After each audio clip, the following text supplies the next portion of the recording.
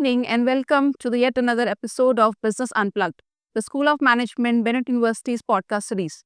The podcast series where we bring you fresh insights, groundbreaking innovations, and impactful conversations. I'm your host, Dr. Shikha, and in today's episodes, we are exploring how India is quietly but powerful making its mark as a global leader in services. Joining us today is our distinguished guest, Dr. Abhay Sinha. He is a Director General of Service Export Promotion Council. He carries with him experience of more than 25 years in international trade, strategy, and policy. Dr. Sinha has been at the forefront of shaping how the world sees India, not just as a tech house or manufacturing base, but as a global service hub. How are you, sir? I'm fine. Thank you for this opportunity. It's a pleasure to have you here, sir. To begin with, could you help us understand how the idea of promoting India as a service-first economy took into picture? Let's go back in time. Ministry of Commerce has created a lot of various trade promotion bodies, as we call them, export promotion councils. It acts as a platform, as a catalyst for trade promotion. So, commodity wise, there used to be at various points of time, like gems and jewelry export promotion, textile. So, for different commodity subject, there used to be different kind of councils. Farmexcel evolved from Chemexcel. Likewise, in 2006, they realized the significance of this services sector, including IT and the future. So they thought that there should be a separate body under Ministry of Commerce to take care of the export promotion of the entire range of the services sector. And of course, services sector is still in the evolving stage even right now. But as a council, the body came into existence in 2006. So they have an agenda called India Serves. No, India Serves is a brand which we have created. Okay. Okay, I'll talk about it more as we go ahead. Okay. So why is service sector so crucial? Okay, let's take the recent data. In fact, it's a still 3-month old data, but services right now is having about 350, close to 350 billion export, US dollar export. If you compare with merchandise sector, it's about 450 plus something merchandise. So roughly it is about 800 billion exports in US dollar terms. When we look at the trade surplus or trade deficit, there is a lot more import. So India is having a trade balance not in favor. Yes. So a lot of the trade deficit is offset by the services surplus in export. So this is the sector which actually offsets the trade deficit happening in manufacturing sector. It's very crucial. Another point is that fastest growing, of course, COVID had an impact, but it is growing right now without incentive from the government. And at the same time, it employs about 31% of the Overall. employment generated in India. It contributes about, in GDP, it's about 51%. 51? 51%. It's a huge number. It's a huge number. So it's very important. So Yes. basically creating a global identity in Indian service industry. Yeah. So Right. services sector and and there are new emerging services area. So it is going to be still very significant. But in future, like say for example, when we are analyzing about the targets have been given, 1 trillion services, 1 trillion export in services, US dollar, and 1 trillion USD manufacturing export by 2030. Of course, because of COVID, it had to be revised. But still, we may not be able to achieve a 1 trillion US dollar by 2030. But at the same time, services export will take over manufacturing export by 2028 So we itself. wanted to equate both of them, but Yeah, eventually but we could see that services yeah, are and going it to is grow. happening. And it You is see, happening. it you is see. happening. Yeah, You're mentioning that yeah, the just growth rate 51, is far much better. 51%. Yeah. So what is the role of SEPC in this? SEPC, as I began with, like established in 2006, with one basic objective to promote services exports from India. Now, when we talk about promotion, it's about integrating the entire value chain, developing the competence level. So, as a council, our role primarily is a kind of platform where industry and government comes together. So we play a role as a mediator, as an intermediary, as a facilitator. So any scheme of the government, any policy intervention, it is done through us. So we have a system of having a board from the industry and the government, and we report directly to the Ministry of Commerce. So our role is as a catalyst, as a facilitator, and as a very, very important and nodal point when we talk about four major areas, not only in terms of, which is common to every export or every sector, or trade intelligence, as we say, where you require market information for, business people, entrepreneurs, exporter. Right. So that is one area. It is mandatory to serve. Then competence development, where you talk about skilling, training. So those areas.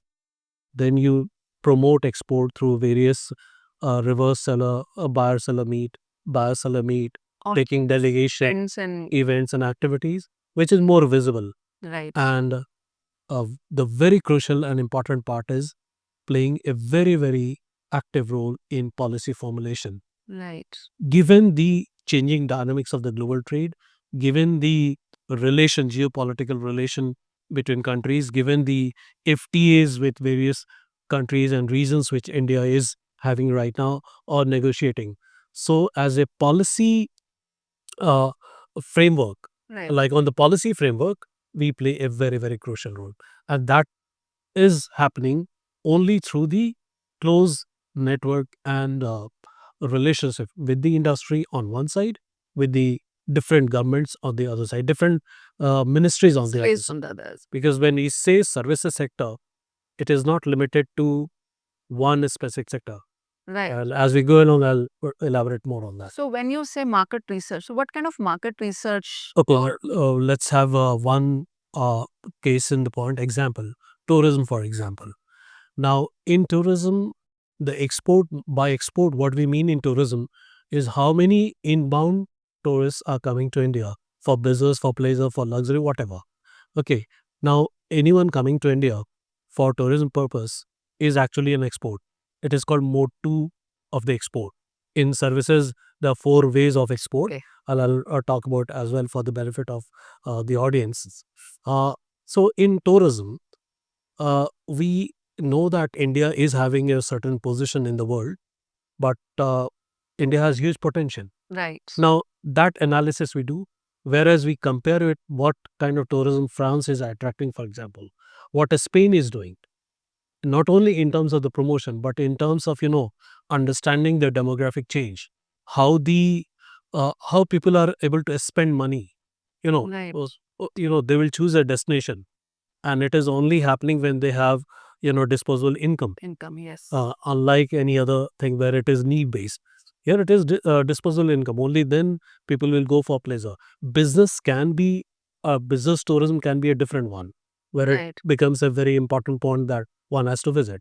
But and more major segment is of the pleasure tourism. Pleasure dose. So those researches with the with AI coming up, Right. how do you integrate AI into the data collection of for various countries, and how the experience of tourism can be showcased before the actual tourism happening. So a lot of immersive tourism is happening. Right. So that is based on the data only. So that's experience-based experience. tourism. And then you see in the tariff war right now, which is happening, how do we see the potential of IT? Will IT be impacted by a tariff barriers coming up in terms of the manufacturing? Right. Okay, so that analysis. And as a businessman, suppose you want to export any service, uh, as a tour operator, you want to know that what is the potential of tourists coming to India from Spain, from many other countries. so you can have that Indian diaspora is large. So these are the research which a council is supposed to do. Right. So as you mentioned for tourism specifically, so we see a medical tourism gaining a more traction in India these days because of the cost side and things like that. So are we seeing a future of it in coming days? Of course, medical tourism. In fact, at times whenever I'm talking about MVT, sometimes I do feel that we should not add the word tourism. But anyway, as it is, the definition is, India is doing quite good in medical value tourism. A lot of patients are coming from Africa, from CIS countries, And very few right now are coming from US and other places, except for dental treatment and some other specific treatment, and more so from the Indian diaspora, from the faraway countries. Okay. And Bangladesh, of course, is was one of the major, supplier of the patient coming to India. We used to receive, and we are doing a lot in MVT. Sanjeevani is one of the initiative which SEPC took. Sanjeevani is basically means life force. Life. So we used to have Advantage India Healthcare exhibition. We used to have India Heals as an exhibition. Okay. So we just thought, let's have a word called Sanjeevani, which will cover every aspect of healthcare, not only the hospitalization part, but everything, wellness also included, Wellness also. and some alternative ways of treatment.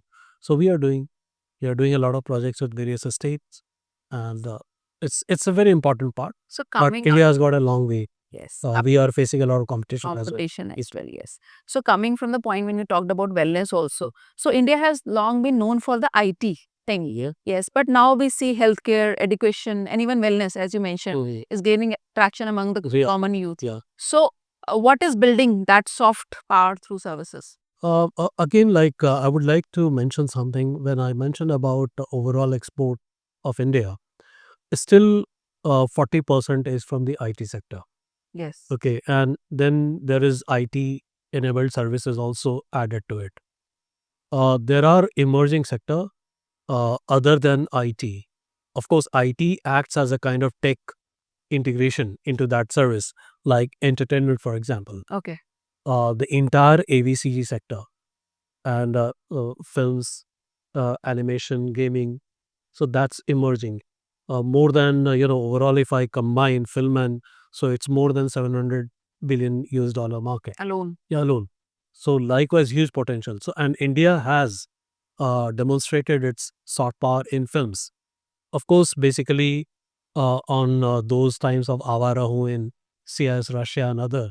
So people do recognize the Indian film. I have been to a lot many countries. In Brazil, I saw there was a tele-serial, locally produced over there, Oh. but it was based on Indian themes. So wherever we used to go, uh, people used to call "Theek hai." How do Spanish, Yeah. Portuguese speaking people.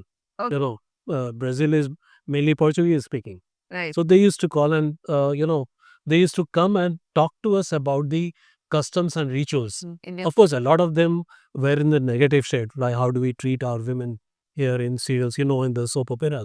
So they had those, they had observed those and they wanted to clarify whether it is actually happening or not. So that way it demonstrated. Likewise, India is very well placed in other aspects of entertainment sector, including audiovisual. We are there. Our presence is felt in gaming sector. A lot of work is happening in VFX from India. Oh. A lot of studios are there.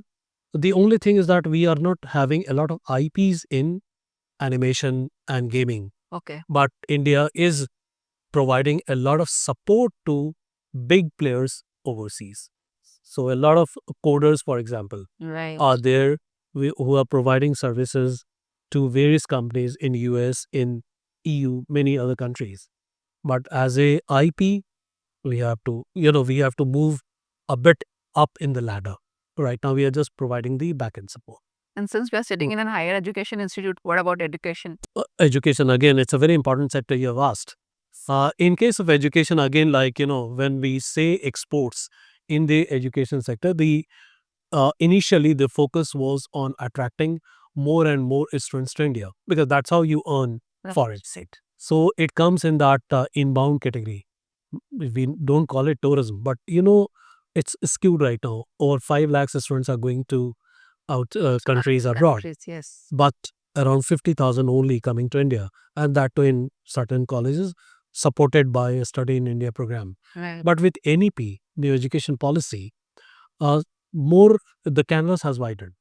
Now there are a lot of scope opportunities coming up in joint ventures, the collaboration. A lot of foreign immersions. foreign universities coming to India trying to set up that will help a lot many foreign students coming to India. That will enable us to do more research Right. along with those highly reputed institutes setting up their facilities in India. A lot of short-term program can be exported. So Right. there is a huge scope. So education definitely. And if I just move beyond this only education sector, education is cutting across all the sector. So skilling and training where institutes can play a very important role. Yeah. Recent example of Southampton University Yeah, coming to India must be in your purview because that is coming in Delhi NCR vicinity. We are aware of the issues. Now, that's also one area. Like any investment happening in India, any collaboration happening in India, in services space, we are the one to take up the issues to the ministry so that we live by our example of ease of doing business. Okay, great. Matlab for any other university also comes Challenges, that issues, this concerns phase. of the industry, not only for the competence building of our own members or industry, but anyone coming from outside, because they require a kind of ease of facilitation. So that Absolutely. is being Absolutely. if something goes wrong, it is the council which takes care of those areas. Because that is a part of your job, maybe that- integrating with Yeah. different bodies. And since you have mentioned, and as your portfolio says, that you have worked jointly with working groups, SEPA negotiations, and international trade commissions, Mhm. how do these contribute to expanding India's services business? Okay, in fact, that's a very important question. These are very well defined in case of manufacturing sector. Okay. Like uh, just 5 years I have spent right now in services. More than 13 or 15 years was in pharma. So pharma is a regulatory business. Everyone would like to have, it's a not only regulatory, it's a political subject also. So there used to be like a lot of topics are discussed when during such negotiation. And with Japan, for example, during SEPA negotiation, we tried to get the status of Indian exporters in Japan to be treated as one of their own. So likewise, level playing field. Services, as I mentioned in the beginning, is still evolving. Uh, a lot of countries are having certain barriers which is being identified. I can give a few examples. As mentioned, export in services is a lot complex than exports in manufacturing. This is a cup and it just crosses the boundary by land, sea, rail, whatever. It's an export. So Right. you have certain set of regulations. Product may be accepted, may not be. There will be quality issues and so on. Right. But in case of this is only one way in manufacturing sector export. In case of services, by WTO it is defined in four way. The first one is digitally delivered services. So anything like whatever, say for example, you make a animation, and that animation can be given to can travel across the boundary, Right. across the border in a digital format. Consulting you can provide in a digital format over email, over telephone. Right. So likewise, so they have a different challenge. For example, if we talk about teleconsulting in healthcare sector, if a doctor wants to offer the services to a patient in Japan, rather than the patient traveling to India, they will only travel for operation or certain Absolutely. prolonged treatment. But otherwise, that can be handled by Consultation. teleconsulting. Now it will have a lot of ramification on the part of doctors over there, how they are going to take, because it's encroaching upon their job hours. So a lot of insecurities prevail in. Mode 2 is simple, but mode 3 where you set up permanent entity in a third country. Okay. So like educational institute being set up in other countries. Other countries. So that's also simple because every country wants investment to come in. The problem happens in mode 4 where you have the supply of manpower. Right now, the entire world is struggling with the manpower, skilled manpower. Skilled manpower, yes. And India, because of the huge population, because of the young population, and of course, fairly educated population, we know literacy rate is still not that encouraging. And we have young population, I think median is around 25 or something. Right, right. And this uh, population will be there for quite long duration. So India has an advantage to supply manpower, skilled manpower to the entire world, like nurses, for example, paramedics, for example, as I mentioned, in case of gaming and gaming coders, for Coders, example, developers. chef, for example, you are teachers, for example, India can supply. But then local employment will be a concern of the government importing the manpower. Part in the manpower. So that gap analysis, that challenge analysis needs to be done. So there we play a very important role in these negotiations. Right. Yes. So you mentioned about the challenges. So what are the major challenges that we face when we talk about services export? Okay, it's very wide, but major challenge what I have noted in case of services right now, currently, and is that this is a sector which is growing on its own, but it is also fighting a battle of perception. Is that it is growing on its own, and battle of perception is uh, it is being considered as its strength. That's fine, Right. but it is not getting any incentives Okay. from the government as those incentives are available in case of manufacturing. Then there are challenges like, I can mention we have been mandated with about 17 sectors: healthcare, travel and tourism, bookkeeping and accounting, financial services, distribution, entertainment, as I mentioned, maritime and logistics. So you can market research, architectural services. One can go on. On. Okay. Now, for each, there are different ministries for most of them. Most of them. Then integrating them is a challenge. States, tourism, for example, Laws, bylaws. laws. Tourism, for example, tourism promotion, it's also a state because India having federal structures, Structure, yes. tourism can be promoted by a state, but we require a kind of integrated approach. Right. When we go outside and promote tourism, it should not be that Kerala, Madhya Pradesh should be so, they are there, but there has to be a common thread. Thread, yes. Minister of Tourism also takes a pavilion. We also go on behalf of Minister of Commerce. So there has to be an integrated approach. So that's missing. MSME, for example, Right. which has a large number of players from the services industry. It's cutting across all the sectors, as I mentioned. Now, they also have certain scheme. How effective those schemes are in terms of the value chain development, in terms of export. So that's a challenge. I'm not saying like it's a challenge, and that challenge will continue, but there has to be a kind of well coordinated, integrated approach. So that's what, as a body under Ministry of Commerce, our major goal is also to streamline that. So this is one of the major key focus area that you must be keeping in mind. Is there any other key focus area in terms of promoting services industry? Another area, and good that you asked a kind of supplementary question. Another area is the data. In case of manufacturing, you have a data. DGCIS provides you the data on exports, import, and the same kind of code is used all over the world. HS code, we call it. Okay. ITC, HS code, Harmonized System of Coding. For example, in case of pharma, in case of chemicals, you have a chapter code called 30, 29. Okay. And then it goes up to 10 digit in case of US. In India, it is up to 8 digit. Oh. So the data of any export is collected by DGCIS, headquartered at Calcutta. Okay. So they collect the data, they give the data to anyone wanting to use. In case of services, it's only the RBI data. And, RBI collects on the Forex. Right. Okay. And there are certain process. So the code what RBI caters to is called purpose code. So services data, in case of India, may not exactly match the services data collected by any other country. Okay. And we are also not having the bilateral trade data.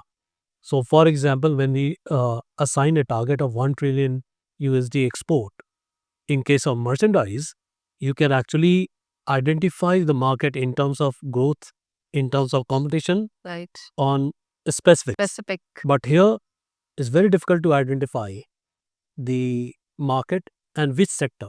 You mentioned there are multiple sectors. So a lot of is based on traditional markets, and there is a thought that it's basically the developed country which exports more services, and developing countries are the one which imports a lot of services. So, but they're not exactly true at times. So the sector is struggling with the data. We are a part of technical committee constituted by DGCIs. We are also a part of Niti Aayog's export advisory group.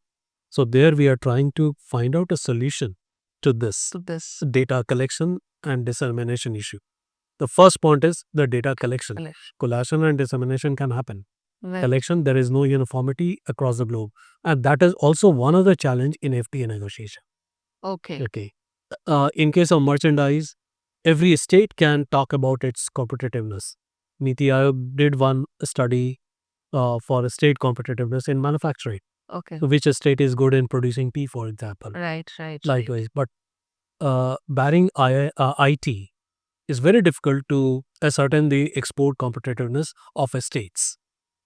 They don't have the data. So those mechanisms we are working out with various states. So how what kind of data we are looking for in terms Data is like, first we need to have a proper coding system. right, like in the case of manufacturing. Yeah, and that should be also, uniform across the globe. Absolutely. So there are certain system already based. CPC is one such solution. That is central product classification. And for one incentive, which Ministry of Commerce was giving to the industry, used to be called ACI, Services Export Incentives Scheme. Okay. It was a duty-based scheme, duty script, used to call it. Now there the incentive was given to any service exporter based on the services offered and classified under a CPC code. So there can be one adoption that why not just adopt those CPC code and make it mandatory for the services exporter to report to the government or bodies like us that whatever they are exporting falls under this code. Because for incentive dissemination, it was Required. it was required and it was mandated.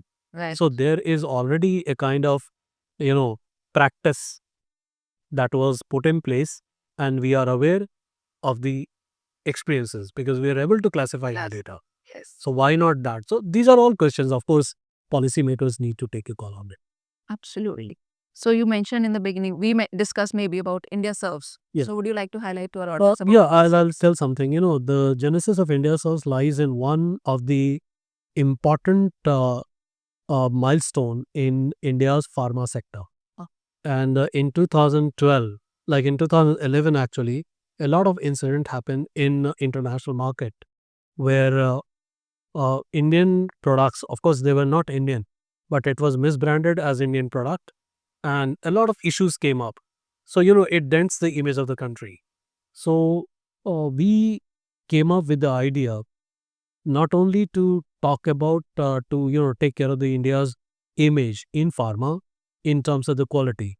So we coined coined three words: credibility, affordability, and sustainability. right. That instills a lot of confidence in the importer. And then we thought to be more aggressive, and of course India is right now also supplying a lot of generics to the entire world. So there we talked about India as a pharmacy of the world. And there was a tagline, responsible healthcare. Okay. So we integrated three things: RX India, the brand logo, No. then India Pharmacy of the World, the messaging, and as a responsible healthcare as well. Okay. So that created a very, very important image and, favorable image for India globally. And anywhere in the world, India was actually branded as a major source of this pharma product. When I joined services, we knew that it is intangible, a lot of complexity. So we have to build a trust. India was already starting to be known as hub for the services. So many sectors are here. So we thought that why not build a brand and club every services as India is offering, India serves. So that was the initiative. So now we are talking Sanjeevani is one offshoot of that India serves. Right. So that's Sanjeevani about the medical For healthcare sector. For tourism, we have come up with a term called Atithi. Oh. So likewise, there are many branding happening sector specific as well. Okay. So a quick rapid fire.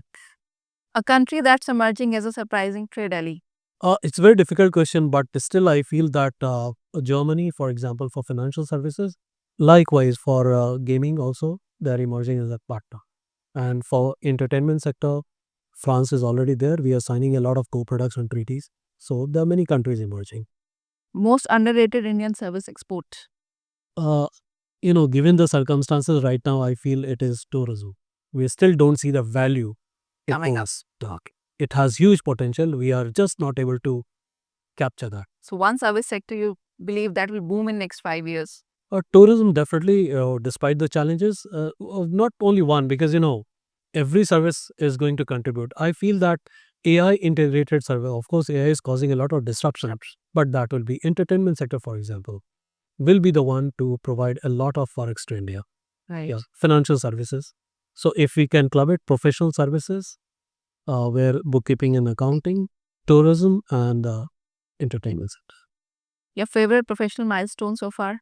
As I mentioned, Brand India Pharma campaign, track and trace in case of pharma itself, India serves here, and many more, but these are the main which I can. A global city India should benchmark for service excellence. New York is known to be providing a very good ecosystem for services growth. So New York can be one. Second can be Tokyo. Okay. One trade-related innovation you are most excited about? Done by sector. I'm excited about to understand in what way and uh, how much disruption AI can make, because it is actually going to impact digitally delivered services, which is one of the key area. Major Yeah. portion. One international market that surprised you with its interest in Indian services? Right now, I don't find a very specific answer, but we are looking at Latin American market, and Colombia has, like, we recently went there for tourism. It's far away, so I feel like, and there are certain countries like in Africa, they can emerge as a partner. We recently signed one MOU with Gambia as well. So healthcare services can be one such bridge between those emerging countries. What's Should more be. challenging, policy design or stakeholder management? Always the policy design more challenging given the geopolitical status and the kind of dynamics it plays. And of course, the second one, when you have a board elected, so there are a different kind of challenge. Stakeholders' expectation. Expectations That's are. that's very difficult. But still, you say policy comes I see. first always. Policy. What's your mantra or quote in life? I think build trust and credibility. That's great. So before we wrap up, the final question, if you would like to share some advice to our young professionals or entrepreneurs in Indian service sector, what would that be? In service sector, you see, as I mentioned, the challenges still a lot to be studied in services. Is very very amorphous, the different services sector. So anyone trying to come up in services sector exports, like a lot of startups are there in services. Yes. A majority of startups are there, but many of them have not succeeded.